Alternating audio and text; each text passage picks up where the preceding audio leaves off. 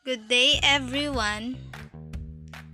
I'm Angel Joy Bique, and I'm going to lecture about the relationship of scarce resources and unlimited ones, the difference between goods and services, the difference between human and physical capital, the difference of renewable and exhaustible resources, the entrepreneurial ability, meaning of market, meaning of there is no such thing as a free napkin, and 4 types of decision makers.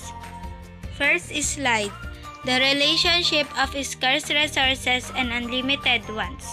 Resources are the inputs or factors of production used to produce goods and services. It has broad categories, which is labor, capital, natural resources, and entrepreneurial ability. Unlimited ones. This is the some manner of a buyer or consumer, and even these are the essential that they want to buy more and more of their own stock.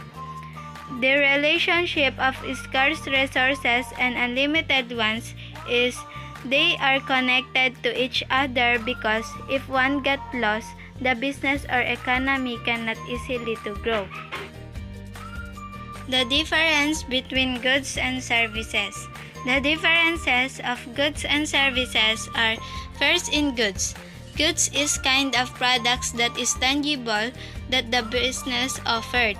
For example, clothes, foods, bags, shoes, and other tangible materials. While services, it has a characteristics that is intangible that the business offered to the customer. For example, information services, technological services such as computer shop, online teaching, and even in-personal teaching, and many more intangible that they offered in a business. Goods, it is a kind of product that they can be easily touched. And services, it is an offer of a one business that it can be performed, or in other words, it can be do it in personal and even in online. Third slide, the differences between human capital and physical capital. Human capital consists of knowledge and skill people acquire to increase their productivity, and physical capital, it consists of human creations to produce goods and services.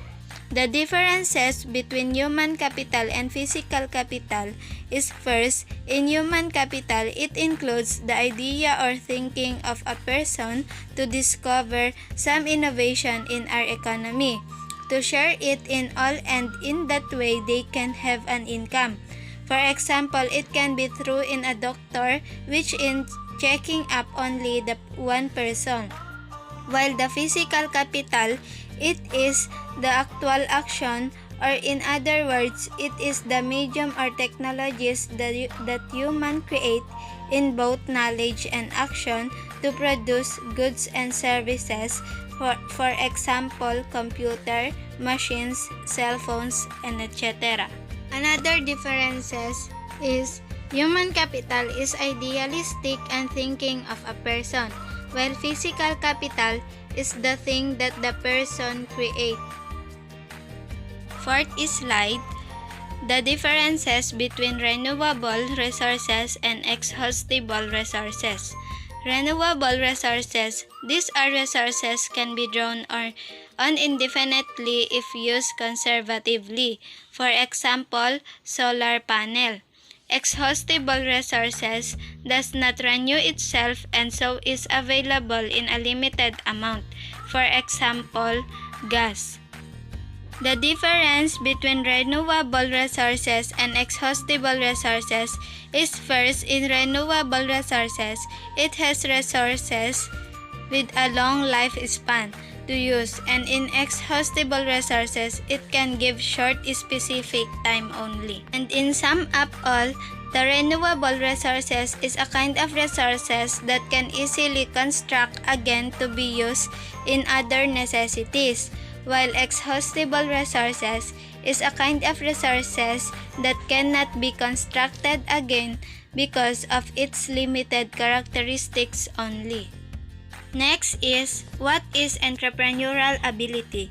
Is the talent required to dream up a new product or find a better way to produce an existing one.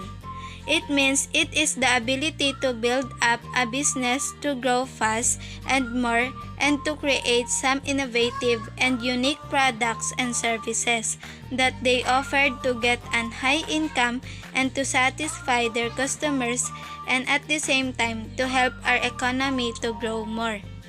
Next, what is a market? Market is a place where the buyer and the seller take change of their products or services and money. For example, malls, supermarket, and etc.